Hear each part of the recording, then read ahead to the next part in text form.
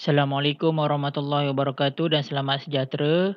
So today we are going to continue our lesson. Still in chapter 4 magnetism, in subtopic 4.6 we are going to learn about torque on a coil. Okay, so in this subtopic we are going to use this equation. Torque is equal to NIA cross B, whereby N is the number of turns of the coil. Okay, so N represent the number of turn of the coil, and then we are going to explain brief the working principle of the moving coil galvanometer. Yang ini korang boleh refer dekat lecture notes, okay, ataupun lecture videos. Okay, so aku teruskan. Ada dua soalan dalam subtopik ini. Question number 12, tutorial question number 12. First, we are going to define 1 ampere. Okay, so definition for 1 ampere ni korang kena ingat. Sebab dia ada susah sedikit.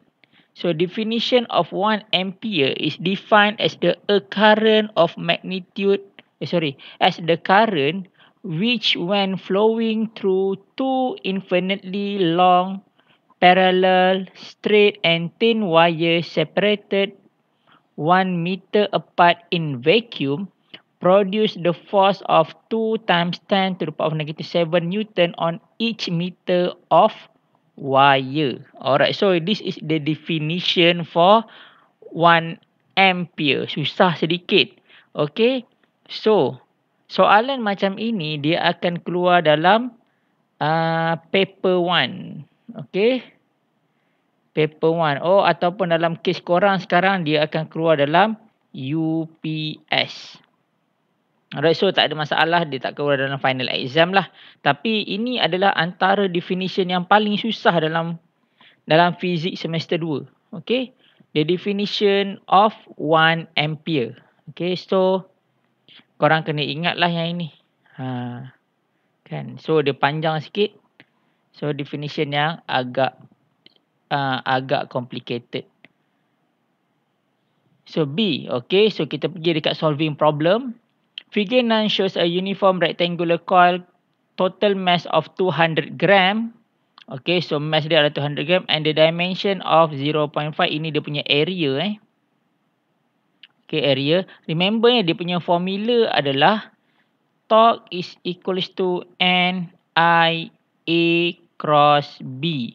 Ataupun dalam matematik dia akan tulis NIAB sin theta. Alright, so sekarang kita dah ada area. Okay, area kita dah ada. Kita label sini, ini area. And then is oriented perpendicular to a uniform. Okay, kita ada dia punya magnetic field. Alright, so perpendicular, so maksud sudut dia 90 darjah. Current kita ada is started in the coil. Okay, so sekarang kita perlukan apa? Kita perlukan dia punya bilangan N, number of turn. So kat mana kita dapat number of turn? Number of turn dekat sini. Dia kata E. Dia kata E, so maksud berapa? 1. Alright, so soalan dia, about which axis A1 or A2 will the coil will begin to rotate. So dekat mana dia akan rotate? Dekat A1, sama ada dia rotate kiri, dia rotate axis dia. Ni dia punya axis, dia rotate on A1 ataupun dia rotate on A2. So the answer is the coil will rotate about axis of A2. Because of what? Because there is no magnetic force act on the left and right side because the current in these sides are parallel to the field. Okay, magnetic force do act on top and bottom side because the current at these sides are oriented perpendicular to the field. Field ni maksud dia magnetic field. These two forces point in opposite direction and the coil rotates about axis A2 because the only torque is along the top and the bottom side of the coil. Okay, so aku explain dekat gambar rajah ni. So first kali kan, kenapa dia tak rotate dekat A1? Because the current here along this part of the wire, okay, these two part of this wire kan, dia punya current moving parallel to the magnetic field represented by arrow, okay. So dekat sini dia move parallel to the magnetic field. So bila dia move parallel mean there is no magnetic force acting on the wire. Sebab apa? Sebab syarat paling utama untuk ada magnetic force dia mesti perpendicular. Not perpendicular. Dia mesti ada angle. Alright?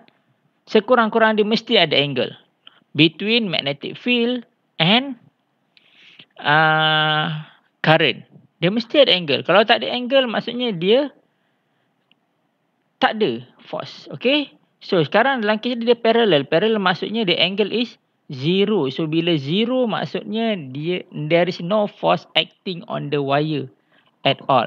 Sebab itulah dia tak boleh rotate along A1. Okay. So, kita tengok dekat dua wire yang atas dan bawah ni. Okay. Yang perpendicular to the magnetic field. Alright. Perpendicular to the magnetic field. So, kalau korang tengok dekat sini. Kan. Dia akan experience magnetic force. Kenapa? Sebab dia perpendicular. Definitely dia ada angle. So, kita kena tengok. Ke mana arah dia punya magnetic force. Okay. So, contoh yang dekat atas ni. Yang ini. Alright. So, current dia ke kiri. Magnetic field ke atas. So, maka magnetic force dia adalah out from the page. Ini adalah dia punya F magnetic force lah. Okay, FB kat sini. Alright. Nampak? So, untuk kat bawah ni, kan menggunakan, macam mana aku dapat direction ni? Menggunakan right hand rule ataupun left hand Fleming rule. Okay. So, kalau yang kat bawah ni, kalau korang tengok, current ke sana, magnetic field ke atas. So, dia punya force dia into the page. Okay, force dia into the page. So, korang akan tengok bahawa, so akan nampak dekat sini, bahawa coil ini akan rotate lah. Dia akan rotate. Sebab satu into the page, satu lagi out from the page. So, basically page itu akan rotate. Alright, boleh faham? Coil itu akan rotate disebabkan oleh magnetic field and current exist in the coil. Okay, sorry. Disebabkan oleh current that exists in the coil. Okay. So, sebabkan itu, sebab dia letak dalam magnetic field. So, dia akan ada magnetic force dan menyebabkan coil ini rotate. So, clear macam tu Okay, baik. So, sekarang kita nak kira. What torques act on the coil after the current is started? Last semester we have learned that kalau objek itu rotate, dia akan ada satu daya nama dia rotation force yang kita panggil sebagai torque, rotational force. Oh, cikgu saya tak pernah dengar lah torque ni. Torque ini korang belajar sem lepas dalam chapter 8. Okay, rotational motion. So, bila objek itu rotate, maka dia ada satu force nama dia rotational force ataupun torque. So, macam mana nak kira torque? Tadi kita dah tengok formula dia adalah NIAB yang maka torque is equals to NIAB. Okay, sin theta. Ni sin theta.